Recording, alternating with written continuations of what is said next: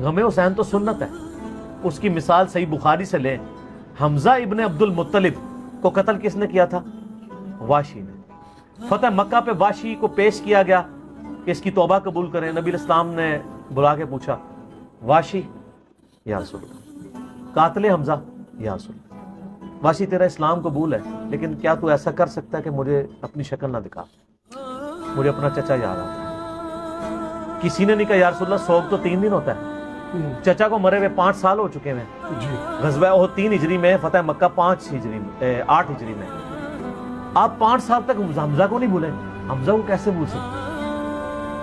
حمزہ بھائی بھی تھا حضور کا، دودھ پیتا، چچا بھی تھا۔ تو وہ بخاری کی حدیث میں آتا ہے کہ آپ نے فرمایا مجھے اپنی شکل نہیں دکھانی، پوری زندگی واشی حضور کے سامنے نہیں آیا۔ نبی علیہ السلام حریص علیکم بالمؤمنین رؤوف الرحیم، اس کے باوجود کہہ رہے ہیں واشی مجھے شکل نہیں دکھانی۔ اچھا مجھے بتائیں، انسان کو اپنے چچا سے زیادہ محبت ہوتی ہے یا اپنی اولاد سے؟ چچا کے قاتلوں کی شکل حضور دیکھنا نہ چاہیں، اور حضور کی اولاد کو جنہوں نے قتل کیا ہے ان کے آپ قصیدے پڑھتے ہیں؟ ان کے ساتھ تو وہی ہونا ہے، سحقن سحقن لمن غیر بعدی، بخاری مسلم میں، دور کرو انہوں نے میرے بعد میرے دین کو بدلا۔ یہ تو حوض کوثر پہ جا کے پتہ چلے گا۔ تو میں نے اس میں بولا تھا کہ سوگے حمزہ ختم ہو چکا تھا، غم حمزہ باقی تھا، وہ حضور کی زندگی میں ان کے ساتھ غم پرماننٹلی اٹیچ ہے۔ اور سر اس کو تو چھوڑ دیں، صحیح بخاری مسلم میں حدیث ہے، سیدہ عائشہ کہتی ہیں کہ میں حضور کی بیویوں میں سب سے زیادہ جس سے رشک حسد کرتی تھی نا وہ خدیجہ تھی۔ حضور علیہ السلام جب بھی کوئی بکری بھی ذبح کرتے تو حضرت خدیجہ کی سہیلیوں کو بھجوایا کرتے تھے ان کی وفات کے بعد۔ تو میں کہا کرتی تھی یا رسول اللہ جیسی خدیجہ جیسی کوئی عورت ہی نہیں ہے۔ آپ فرمایا اس نے میرا اس وقت ساتھ دیا جب میرے ساتھ کوئی نہیں تھا، اپنے مال کے ذریعے، اپنی قربانیوں کے ذریعے۔ تو سر غم تو کبھی نہیں ختم ہو سکتا۔ آپ غم حسین کو ختم کرنا چاہتے ہیں، کر کے بتائیں۔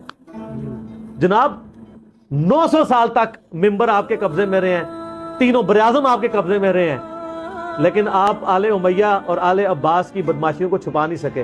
آج ہر طرف حسین حسین ہی ہے الحمدللہ، اور دن بہ دن بڑھ رہی ہے۔ ہماری ویڈیو سے پہلے کیا حال تھا، اب تو سب لوگ کانفیڈنس لوز کر چکے ہیں۔ اب تو وہ کہہ رہے ہیں خدا کے لیے یزید سے ہمیں لعنتیں کروا لیں، یزید کے ابا جی کو چھوڑ دیں۔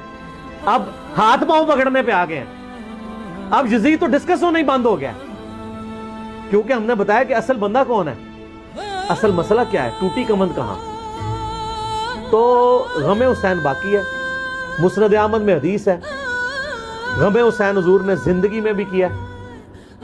علی بن ابی طالب کہتے ہیں میں حضور کے پاس حاضر ہوا، آپ نے حسین ابن علی کو گود میں اٹھایا، زاروں قطار رو رہے ہیں۔ میں نے کہا یا رسول اللہ میرے ماں باپ آپ پہ قربان ہیں، یہ آپ کی حالت کس نے کی ہے؟ اور یہ حدیث سٹارٹ کہاں سے ہوتی ہے؟ مولا علی جو ہیں وہ جنگ نہروان کے لیے جا رہے ہوتے ہیں، نینوا نامی جگہ پہ، صحیح حدیث ہے مسند احمد کی۔ تو آپ نا وہاں کہتے ہیں اصبر یا ابا عبداللہ، اے ابو عبداللہ صبر کرنا۔ تو ساتھی پوچھتا ہے کہ حضرت علی آپ کس سے باتیں کر رہے ہیں؟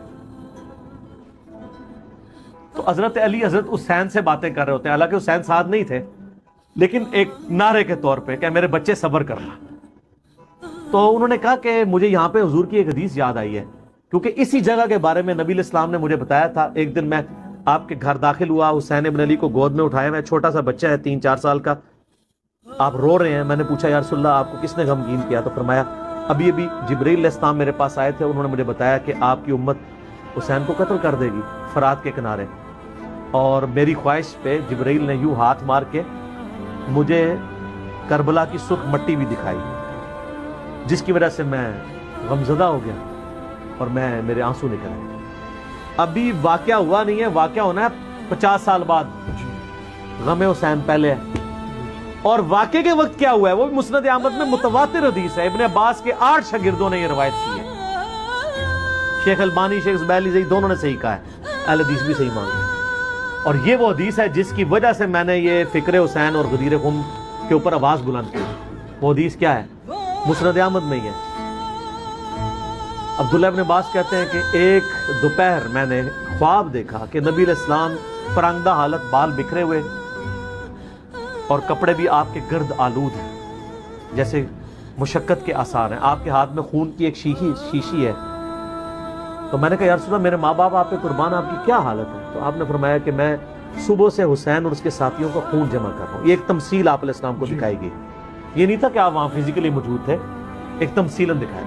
تو کہتے ہیں میں گھبرا کے اٹھا، ابن عباس کہتے ہیں میں نے وہ دن اور تاریخ یاد رکھی، اور بعد میں ظاہر اس وقت انٹرنیٹ نہیں تھا، ٹیلی فون نہیں تھے.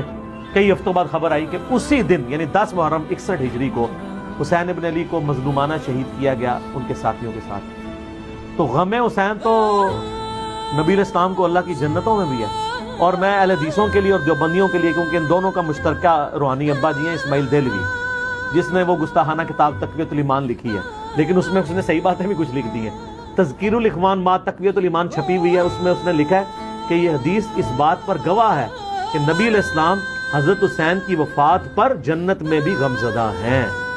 اور اس کتاب میں وہ جگہ جگہ لکھتے ہیں یزید پلید. یہ تو سعودیہ ایران کی ٹسل کے بعد یہ یزید کے دفاع کرنے والے اہل حدیث ہیں، ورنہ میں آپ کو حلفیہ کہتا ہوں کہ ناسبیت اور یزیدیت کے خلاف جتنا کام کیا نا وہ اہل حدیثوں نے کیا ہے.